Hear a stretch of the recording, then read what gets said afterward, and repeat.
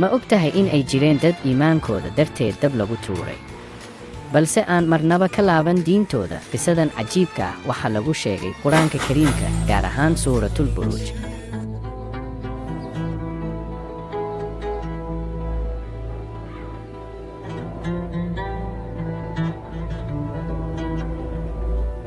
waa qisada loo yaqaan asxaabul ukhduud, dadkii godka. waagii hore waxaa jiray boqor dulmi badan.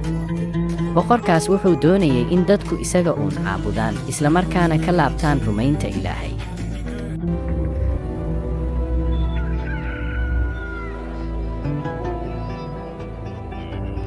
laakiin waxaa jiray wiil yar oo Ilaahay rumeeyey. wiilkaasi wuxuu bartay xaqa, wuxuuna noqday sabab ay dad badan ku hanuunaan. markii boqorku arkay in dadku Ilaahay rumaynayaan, wuu cadhooday. wuxuu amray in dhulka godad waaweyn laga qodo. godadkaas dab baa lagu shiday. dadka Allaah rumeeyey waxaa la hor keenay dabkaas.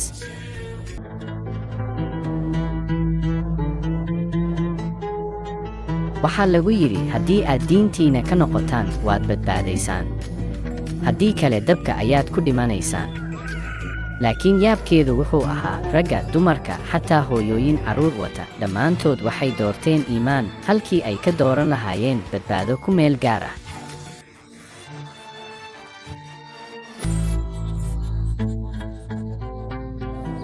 mid ka mid ah haweenka ayaa la sheegay in ay ka labalabaysay marka ay aragtay dabka hortiyeedayaal. balse ilmaheedii yaraa ayaa ku dhiirigeliyey in ay samirto oo xaqa ku sugnaato. waxay ku dul sabreen cadaabkii, iyagoo og in abaalmarintoodu ay ka weyn tahay dabka hortooda yaala.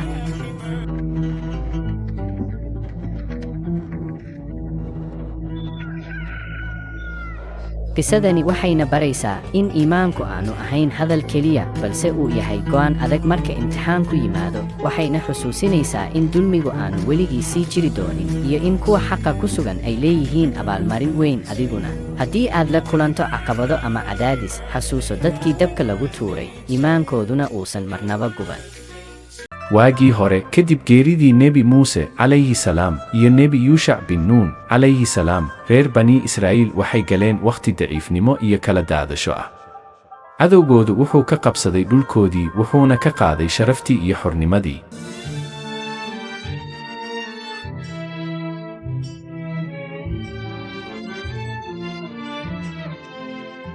markaas ayay u tageen nebigii xilligaas joogay. culimmada islaamku badankooda waxay sheegeen inuu ahaa shamuil calayhi salaam, waxayna ku yidhaahdeen, noo door boqor aan ugu hoos dagaalanno jidka Ilaahay. nebigoodii wuxuu ku yidhi, ma hubtaan inaad dagaalami doontaan haddii dagaal la idin faro? waxay ku jawaabeen, sideen u dagaalami weynaa annagoo lanaga saaray dhulkayagii iyo carruurtayadii?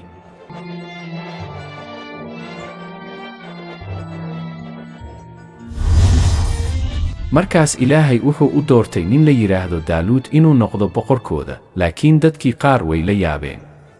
waxay yidhaahdeen, sidee ayuu boqor noogu noqon karaa? annagaa ka mudan boqornimada, mana haysto maal badane. nebigoodii shamuil calayhi salaam wuxuu ku jawaabay, Ilaahay baa doortay. wuxuu kuu siiyey aqoon iyo xoog jireed. Ilaahay wuxuu boqornimada siiyaa cidda uu doono.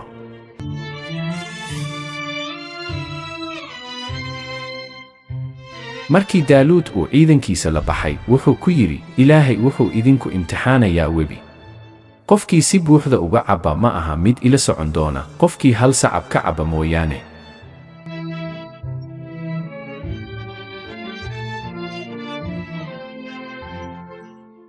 markii ay webiga gaareen, inta badan askartii waxay cabbeen biyo badan, keliya koox yar ayaa adkaysatay oo raacday Daaluud. imtixaankan wuxuu kala saaray kuwa hadalka ku sheegta iimaan iyo kuwa ficil ahaan u sugan.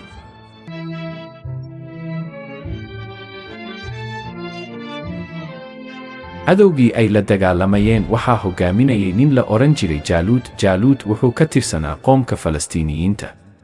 wuxuu ahaa nin aad u dheer, xoog badan, hub culusna wata. wuxuu ahaa astaan cabsi iyo kibir badan. ciidankiisu wuxuu ahaa mid tiro badan oo si fiican u qalabaysan. dad badan ayaa ka baqi jiray araggiisa oo keliya.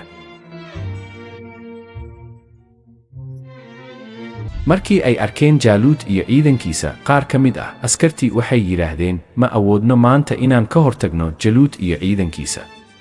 laakiin kuwa iimaanku dhabka ahaa waxay yidhaahdeen imise koox yar ay ka adkaatay koox weyn idanka Ilaahay. Ilaahay wuxuu la jiraa kuwa samirka leh. Waxayna ku ducaysteen, Rabbiyow, nagu shub samir, cagahayaga sug, nagana guulee cadowga.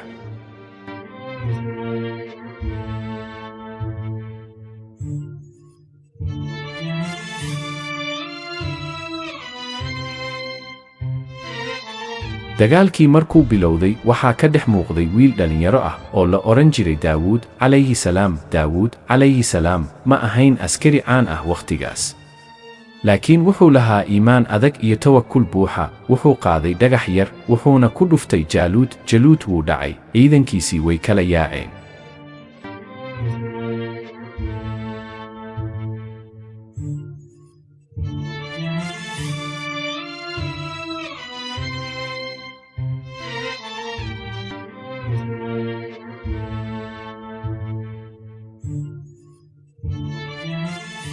Ilaahay wuxuu siiyey guusha Jaaluud iyo kuwii la jiray. kadibna Ilaahay wuxuu siiyey Daawud calayhi salaam boqornimo iyo xikmad, wuxuuna ka dhigay nebi ka mid ah ambiyada waaweyn. ma ogtihiin carruurey inuu jiray nin ka mid ahaa dadka ugu maalqabeensanaa taariikhda, balse hal maalin gudaheed lagu halaagay kibir iyo isdaweyne darteed. qisadeennu maanta waa qisada Qaaruun, nin maal adduun dhan la siiyey balse qalbigiisu marnaa.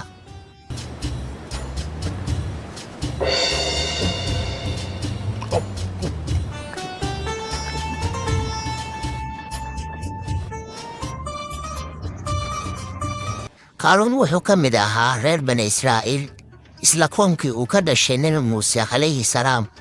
wuxuu ahaa nin cilmiga Tawraadda yaqaanay, aqoon iyo sharaf leh.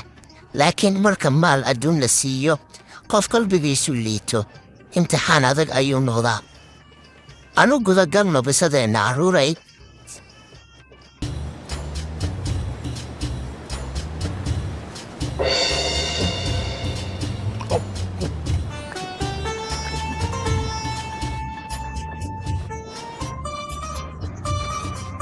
ilaahay subxaanahu wa tacaala wuxuu qur-aanka ku sheegay qisada Qaaruun, gaar ahaan suuratulqasas. Qaaruun wuxuu noqday nin aad u maal badan. furayaasha khasnadiisa ayaa la sheegay inay kaadi jireen koox rag ah. bal ka waran inta khasnadiisu ay la eg tahay haddii furayaashii keliya ay sidaas u tuslaayeen. laakiin halkii uu Ilaahay u mahadcelin lahaa, Qaaruun wuxuu bilaabay kibir. dadkii wanaagga jeclaa waxay ku yidhaahdeen, ha ku faanin maalka, Ilaahay ma jecla kuwa isla weyn. waxay kula talin jireen inuu sadaqo bixiyo, inuu xasuusto aakhiro, iyo inuu maalkiisa u adeegsado wanaagga. laakiin jawaabtiisu waxay ahayd mid kibir badan.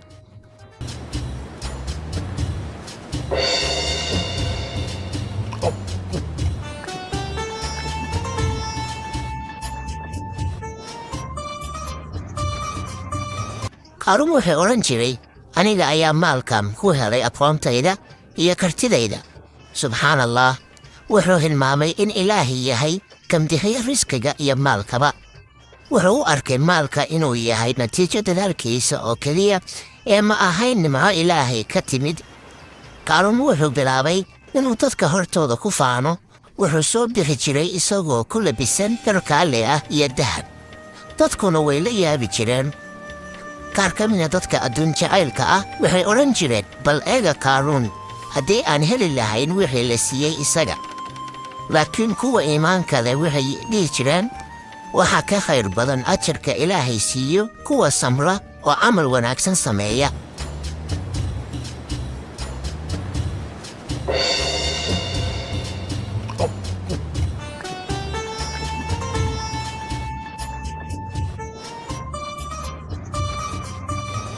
Nebi Muuse calayhi salaam wuxuu ahaa nebigii xilligii Qaaruun noolaa. wuxuu ku waanin jiray inuu kibirka ka laabto, laakiin Qaaruun ma dhegaysan jirin. waxaa la sheegay in xataa uu isku dayay inuu Nebi Muuse calayhi salaam uu u maleego qorshe been abuur ah oo ceebayn ah si ay dadku uga jeestaan. marka uu qof kibir ku fogaado, qalbigiisu wuu indho beelaa.